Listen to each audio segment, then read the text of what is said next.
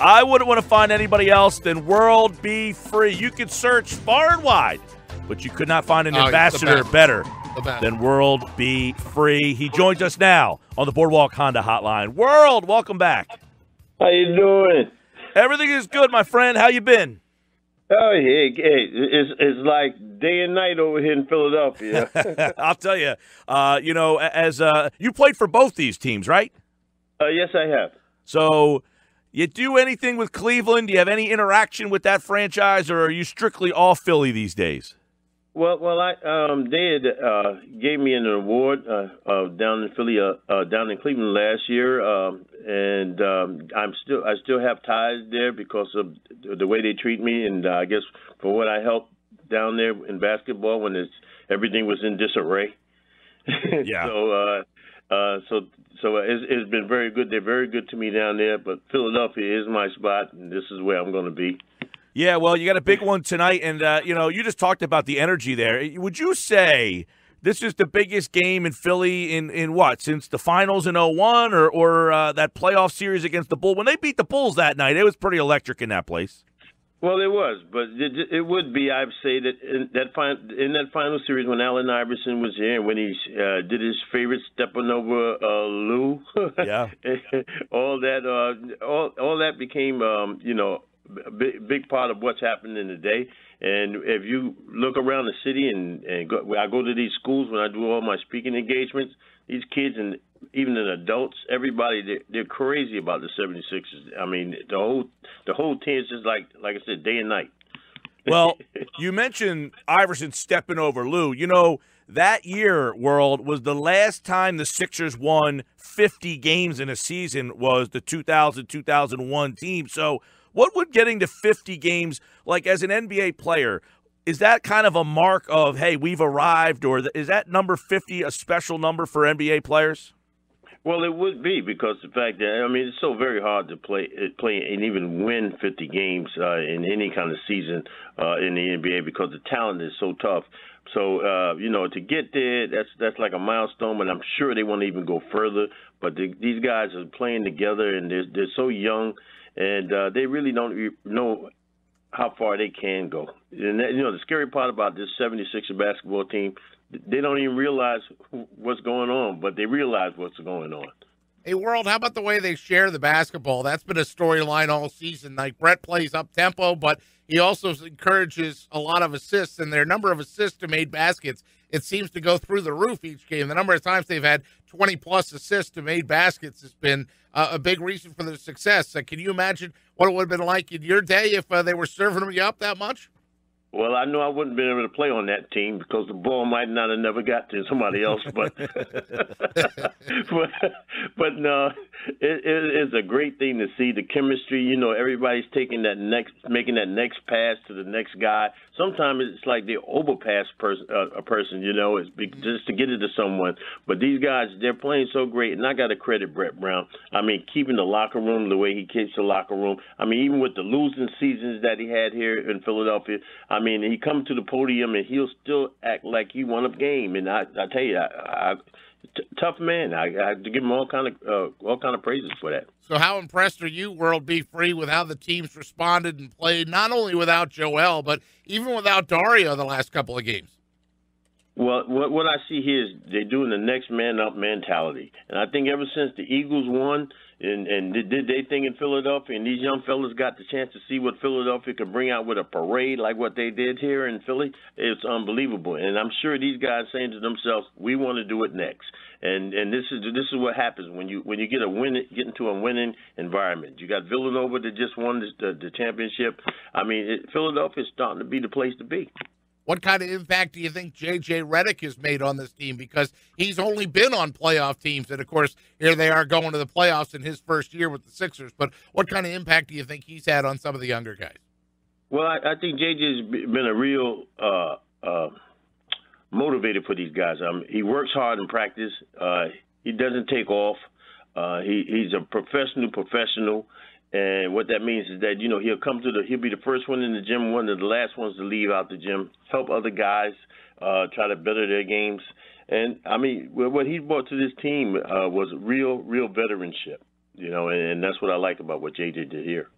Talking with World B. Free, Sixers and Cavs tonight. By the way, World had some of his best years playing for those Cleveland Cavaliers. He had some stellar seasons in Cleveland, but he also played back with Doc. We had Doc on, Tuesday's show, and, he was talking about Ben Simmons and how special of a player he was, and, Joel. He kind of compared Joel to Moses in some aspects, but he said that's only half of Joel's game.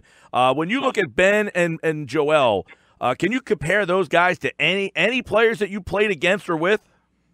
Well, the Magic is the one for Ben Simmons, obviously, because the fact that I got to play against Magic his rookie year when we first came in, and me and him used to go at it. And you look at Ben Simmons, you see even a taller version, and I believe Ben Simmons is more athletic than Magic was. But Magic it was a guy that knew his foundation, knew exactly what he needed to do on that court, and he got it done. But Ben Simmons is a person that could learn a lot from a guy like Magic Johnson, and if you watch film, because he has the same kind of game. Magic Johnson really didn't have a jump shot when he came into this league. You had to develop that little push shot he has, But yeah. Ben Simmons, once he gets just a little, do you think Ben can learn the shot? Are you concerned that he won't be able to? Because I've heard people say, well, he has terrible form. He's never going to be able to learn how to shoot. Well, he doesn't have to learn how to really shoot the way you say Allen Iverson, shake and bake and get you a shot. He needs to just do like a guy like Magic, just stand in a spot somewhere, let everybody pass the ball around, and hit that little open shot. That's what he needs to do. If he won't, his game is right now, he's killing you without even doing that kind of stuff. So that's kind of scary. And what about Joel? Who does he remind you of? No, Joel reminds me of nobody. He reminds me of a guy that's just going out there and having fun and just playing his game. And if he did have just a little bit of a shake and bake kind of Akeem Olajuwon, he do have that a little bit, just a little bit. Yeah. But he's in a class by himself as far as. But I agree with you there, because guys that are transcendent type of players, they don't remind you of anybody. They're different. They're the one. They're the guy. Yeah, that's the key. And nobody knows how to really guard him. And once he doesn't even really know the game, and once he really learns the game, he's going to be so unstoppable. I mean, he's going to take it to the next level. Yeah, World, we had Coach Jimmy Lineable on before talking about Joel, and he said there really is nobody like him, and it's a guy that's 7'2" and was playing soccer. He didn't really come from a true basketball background. So once he truly learns the game and becomes, what you're already seeing is scary, but once he really learns everything and gets it all together, look out.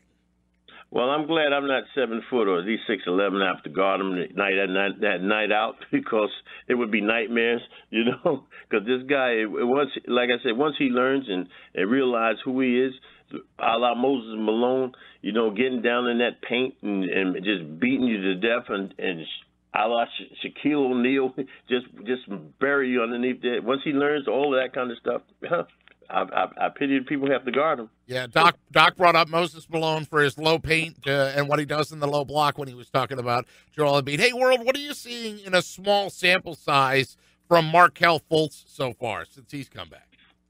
Well, what I see in Markelle is I like what I see in Markelle. He has no fear, put it that way. The kid has a great little crossover, a little shake. He got a little shake and bake to his game.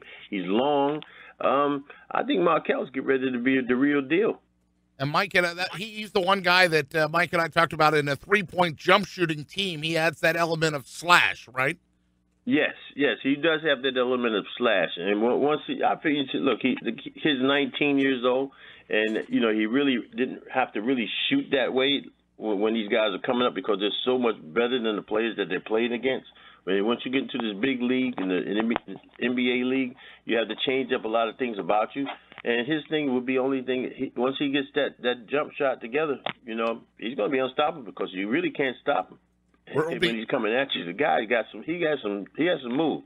I played with his coach, Lorenzo Romar, with the Golden State Warriors, but he's the coach. He was the coach with him in Washington, and Romar told me that this kid has it, but he has to just once he knows and learns the concept of everything that's going on around him with the game, he said you got a jewel there. Well, nobody knows the fans in Philly I think World Be Free better than you all these years before serving as a Sixers ambassador. So you're uniquely qualified to answer this question. What kind of reaction does LeBron James get tonight? Because we've heard so much about him possibly leaving Cleveland. Philly's name keeps coming up. What kind of reaction will the Philly faithful give the King tonight? I think they'll chill. I don't really think they'll boo him. You know, he's going to get booed now in the course of the game. But I think, you know, when they announce him, LeBron James, I think they'll chill. It'll be if you go 10 would be the highest you can go on the boos. He'll probably get from the beginning. It'll be half and half. And do you think that cheer will be like in a recruiting way? Because do you think there'll be like a chant, "We want LeBron," clap, clap, clap, clap, clap, or something like that? Well, I don't know. It could be, but the thing is, you know, the man. What you have to really look at in basketball, you know, the man did a heck of a job with his career, and he's a great player and one of the best that ever played the game. So, you know, a lot of times when you have real knowledgeable fans, just for the beginning.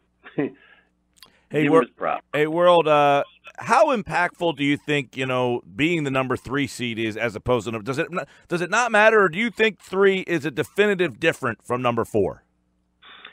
Well, it all depends what team, you know, who you match up well with, and that's the big key for that 3 and 4 spot. You know, if you don't match up well with one team and you match up better with another team, then that's when you can start talking about that. So right now, you know, 3 and 4, it's just that matchup issue. Well, because we know, Kyrie Irving going to be out for the entire playoffs, which would mean the team that wins, if Boston was to move on, you would get to play a team that is, you know, a little without a couple of their weapons over there. So that being the 3 seed, the 4 seed would match you up with Toronto in that second round. Yeah, well, I don't believe our guys are like afraid of any team because they're too young to be afraid of anybody. So, you know, our guys is one of the most dangerous teams that's in this Eastern Division, Eastern Conference. So I believe that we match up well with anybody and everybody that's in the Eastern Division. He's World Be Free, and tonight he said it. It will be an electric atmosphere in Philadelphia. And I'm sure World will be wandering around the Wells Fargo Center. 2 of his former teams, the Sixers and the Cavs, meet tonight in Philadelphia. World, we appreciate the time as always, pal. Hey, thank you guys. I appreciate you guys having me on.